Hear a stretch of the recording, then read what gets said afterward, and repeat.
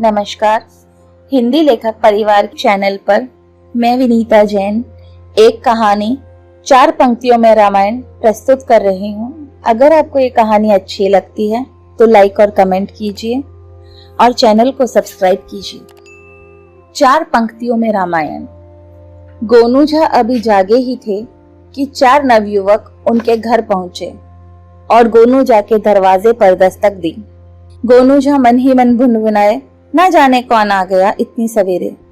बिस्तर से उतरकर उन्होंने दरवाजा खोला तो देखा दरवाजे पर 4 अजनबी युवक खड़े हैं। देखने में बदहवास से लग रहे युवकों पर गोनूझा ने प्रश्न सूचक दृष्टि डाली और पूछा, क्या बात है? चारों युवकों में से एक युवक ने कहा, हमें पंडित जी से मिलना है। गोनूझा ने पूछा, पंडित जी मतलब गोनूझा? युवक ने कहा, जी हाँ जी हाँ। गोनूझा ने कहा, मैं ही गोनूझा हूँ, कहिए क्या काम है मुझसे? इतना सुनना था कि चारों युवक दंडवत की मुद्रा में आ गए। उनके इस अभिवादन से गोनूझा ने इतना तो अवश्य भांप लिया कि वे युवक उससे कोई सहायता लेने आए हैं। उन्होंने युवकों को अपने कमरे में बुला लिया, उन्हें बैठने के लिए कहकर पूछा, यदि मैं स्नान ध्यान से निवृत्त होकर आप लोगों से बात करूं तो? युवकों ने विनम्रता से कहा, जी हाँ पंडित जी, हम लोग प्रतीक्षा कर लेंगे, आप स्नान ध्यान से निवृत्त हो लें। थोड़ी देर बाद स्नान ध्यान से निवृत्त होकर गोनूझा ने युवकों से पूछा, बताओ भाई, क्या बात है? कहाँ से आए हो और मुझसे क्या चाहते हो?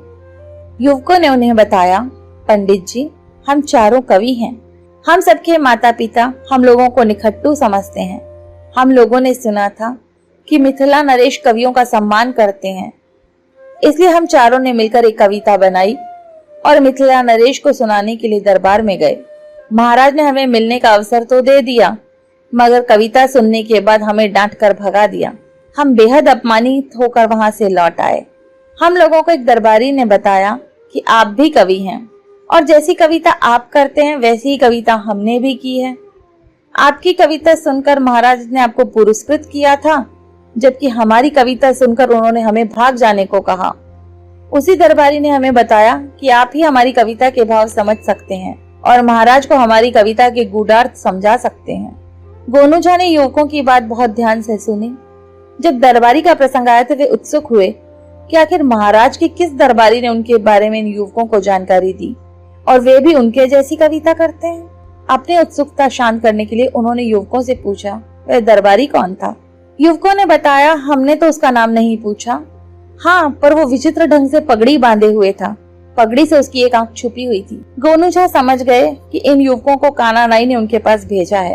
कानानाई महाराज के दरबार में था और उन महत्वाकांक्षी दरबारियों की चौकड़ी में शामिल था जो गोनूझा से जलते थे तथा उन्हें नीचा दिखाने का कोई अवसर नहीं खोना चाहते थे।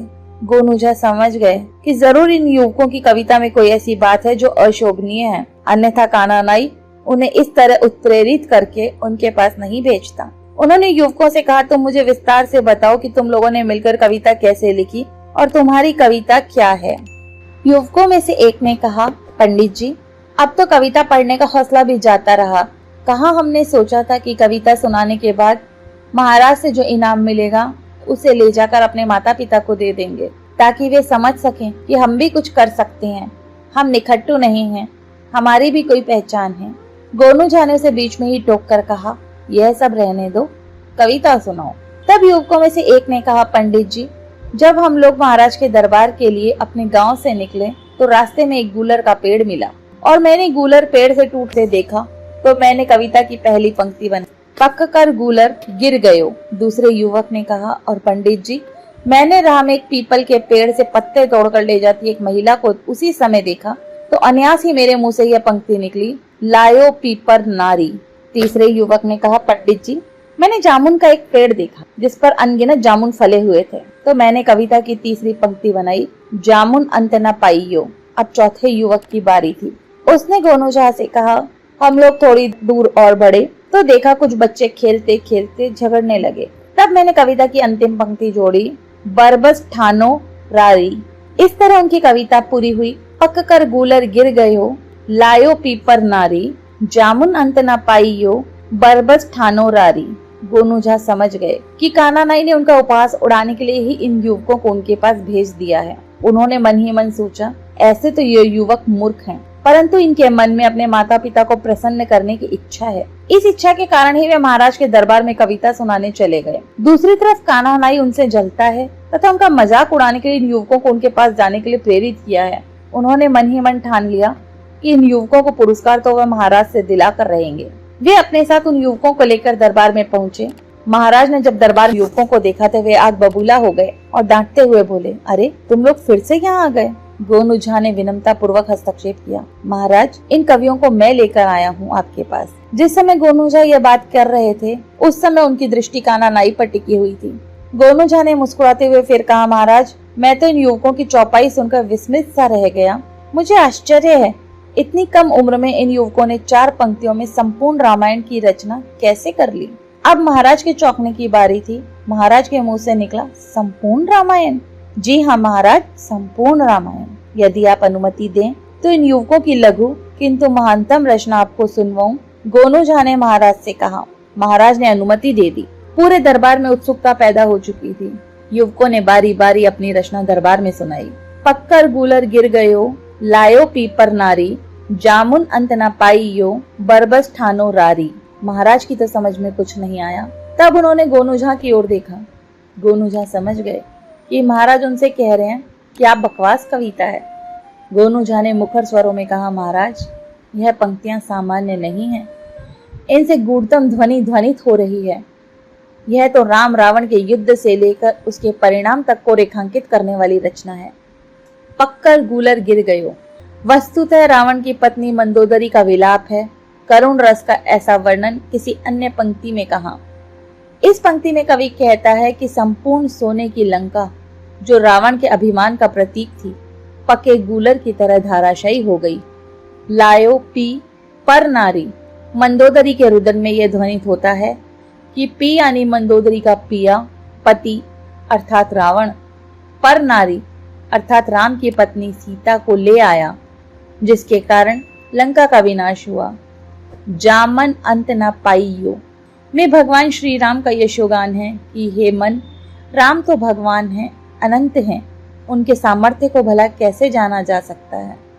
और महाराज कविता की अंतिम पंक्ति का अर्थ तो बिल्कुल साफ हो गया कि मंदोदरी विलाप करते हुए कहती है कि जिस परमेश्वर राम के मन की शक्ति का था कोई नहीं ले सकता, उससे मेरे पति रावण ने बरबस ही दुश्मनी मोल ले ली, जिसका नतीजा ये हुआ कि वह आज अपने समस्त ऐश्वर्य के साथ ध्वस्त हो गया। महाराज उस कविता से तो नहीं बल्कि गोलू झा के द्वारा की गई विद्वत्तापूर्ण विवेचना से प्रभावित हुए। उन्होंने यह भी समझ लिया कि गोनू झा इन युवकों की मदद करना चाहते हैं। इसका अर्थ है उन्होंने इन युवकों में कोई अच्छी बात जरूर देखी है, अन्यथा वे इन्हें लेकर दरबार में नहीं आते। ऐसा विचार कर महाराज ने युवकों को इनाम दिया। इनाम पाकर चारों युवक बड़े प्रसन्न हुए और दरबार से विदा होते समय उन युवकों ने जब गोनू झा का चरण स्पर्श किया तो गोनू झा ने आशीष देने की शैली में कहा, जाओ इनाम में मिली धनराशि अपने माता पिता को देकर प्रसन्न करो। अब घर जाकर कुछ काम की बातें सीखो। कविता से रोजी रोटी नहीं मिलती। युवकों के जाने के बाद गोनू झा ने कान्हा नाई की तरफ भरपूर दृष्टि डाली और मुस्कुराते हुए अपने आसन पर विराजमान हो गए। धन्यवाद। चैनल से जुड़ने के लिए नीचे दिए हुए लाल बटन को दबाकर सब्सक्राइब करें और हाँ, बेल आइकन को दबाना बिल्कुल ना भूलें ताकि प्रकाशित रचनाओं की सूचना आप तक सबसे पहले पहुंच जाए।